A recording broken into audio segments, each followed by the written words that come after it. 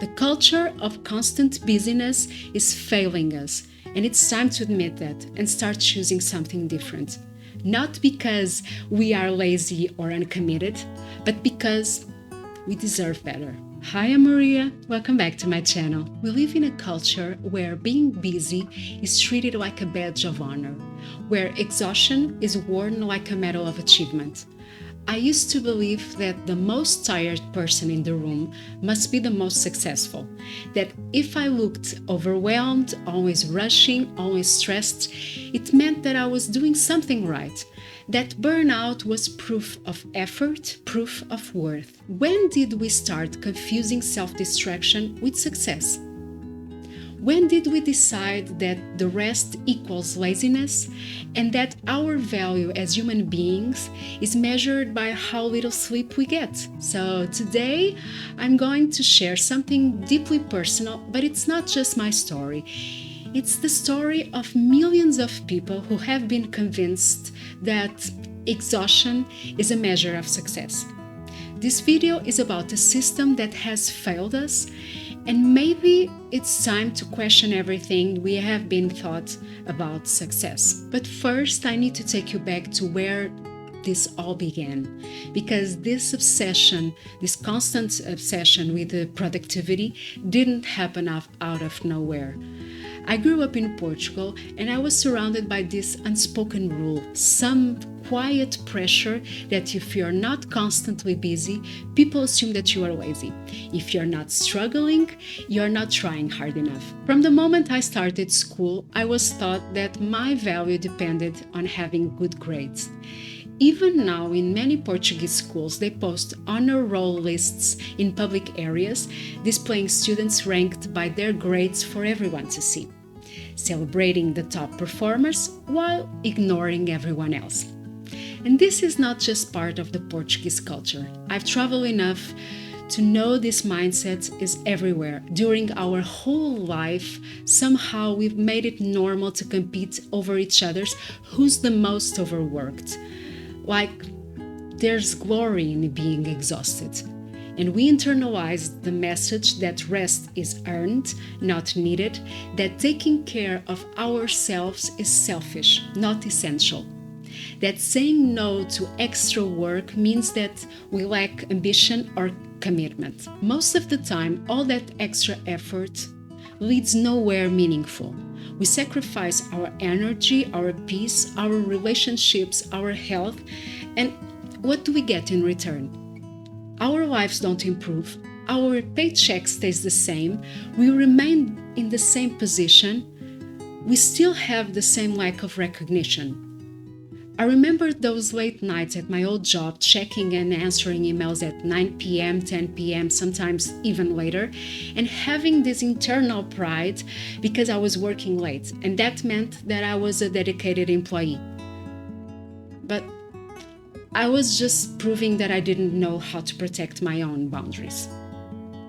I was giving away pieces of my life for free, and somehow I convinced myself that I was making an investment in my future. If you're enjoying this video, please consider subscribing my channel, give it a thumbs up and share it with friends or family.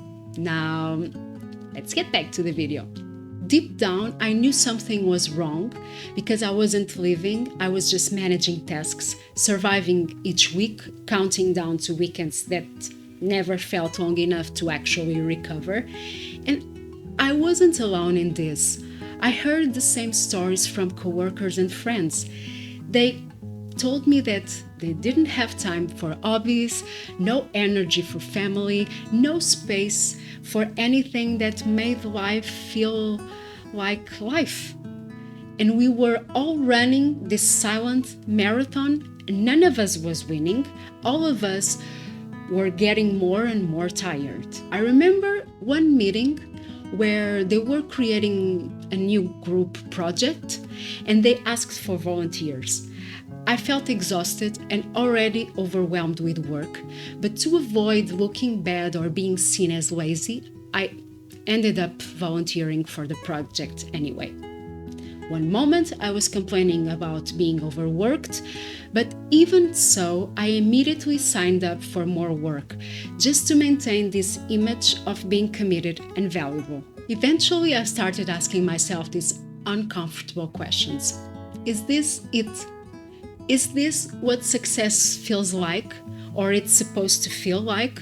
Because I wasn't proud of the after hours work. I wasn't fulfilled by the endless meetings that could have been emails or with the deadlines.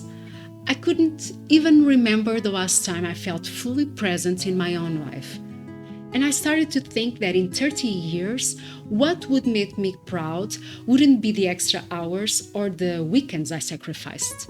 It would be the moments of genuine connection, the experiences that brought me joy, the times I felt completely alive and present. So, after 17 years, I made the decision to walk away. For me, the breaking point wasn't dramatic, it was just honest. I was giving everything: my time, my mental health, my energy, even my own identity, and getting nothing in return that truly mattered to me. I finally understood that I was part of a toxic system and I couldn't change the culture around me. I could only change how I participated in it. And when I left my job, you know what happened? They replaced me with 3 people. Yes, 3 people to do the work of one person who had been slowly burning out for years. The top leadership response to my departure? Complete silence. No thank you for nearly 2 decades of dedication. No acknowledgement of the countless extra hours. Just nothing. I didn't expect a celebration, but that silence taught me everything that I needed to know. I wasn't irreplaceable. I was just replaceable and overworked. All those years of believing that I was indispensable, and they moved out without skipping a beat. It was humbling and it was liberating at the same time. This experience made me realize that we are asking ourselves the wrong questions. Instead of, how can I be more productive, or how can I prove my worth, maybe we should be asking, what kind of life do I actually want to live? Am I building a life that I'm proud of, or am I just surviving a schedule that I have trapped myself in? And stop for a second to think about what comes after you make those questions, because sometimes you will be surprised with the answers that you will get. I need to be clear about something. I'm not against ambition. I'm not against working hard or having goals. I still care deeply about doing meaningful and valuable work in the world, but I refuse to trade my well-being for a title ever again. I refuse to wear my stress like a badge of honor. I refuse to compete in the exhaustion Olympics. And when I finally choose myself and embrace the different way of living, nothing fell apart. Instead, things finally started to make sense. A lot of you ask me in the comments how I managed to make such a big change, giving up a stable career in healthcare, leaving everything I had built behind.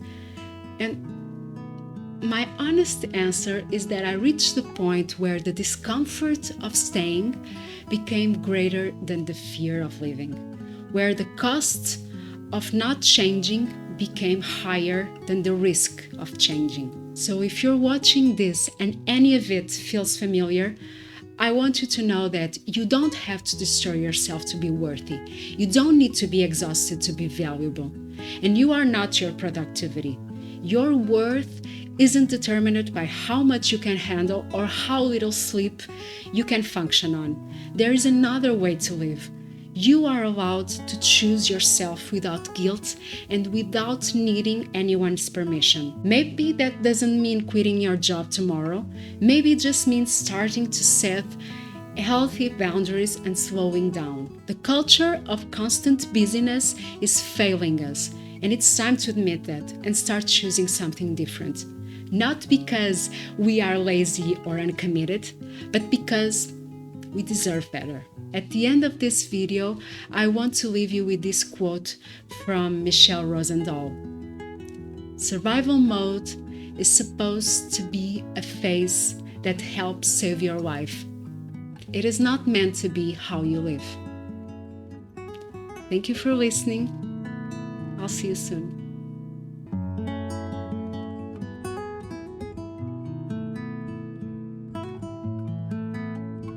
If you're not struggling,